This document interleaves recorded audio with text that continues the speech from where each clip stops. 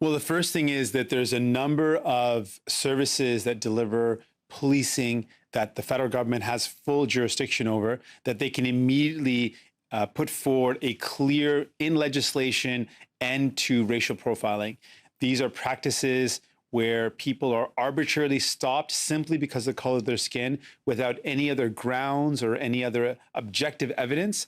There could be clear legislation banning that practice from the RCMP, CSIS, border security. There is a host of ways where a host of security services that the government has jurisdiction over where it could immediately ban those. In addition, the government has direct jurisdiction over incarceration and criminal justice laws. And we could immediately have the government act to end the over-incarceration of Black and Indigenous bodies. Those are some clear things that government can do immediately. In addition, we know that the inequality that exists perpetuates the inequality, particularly the discrimination of people based on the color of their skin. So access to housing, education, investments in a social safety net that is more robust will all help out those that have been disproportionately hurt, and it'll help out those that need it the most. So those are just some of the things that the government can do immediately that would go beyond the pretty words of a prime minister who says that he cares. Well, the prime minister has the power to do something about it. These are some clear actions the prime minister could take right away, and we are absolutely willing to support any of those legislative changes or those initiatives. We are here to support them, but the government's got to take action, and that's what we're pushing for.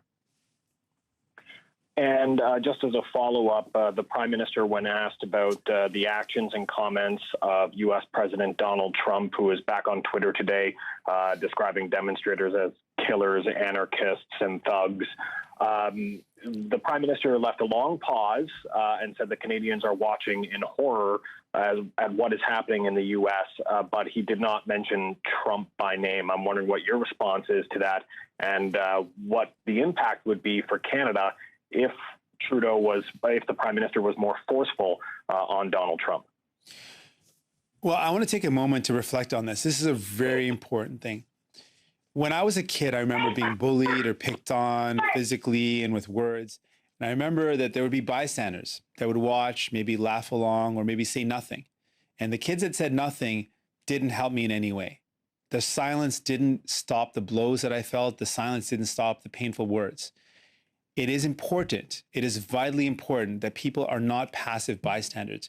When people are being killed simply for expressing their dissent, for protesting because they're frustrated and angry, you have to actually speak up. You cannot be a passive bystander.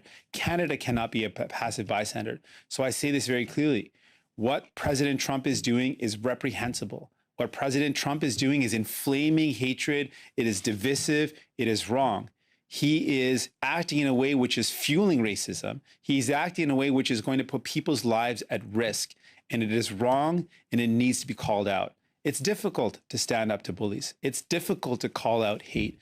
It's hard to do, but it must be done. And it takes courage, and everyone has to do their part. And I think the Prime Minister has an important role. Canada has an important role to call out when things that are so heinous are going on. There is a time where we cannot be silent, and this is that time.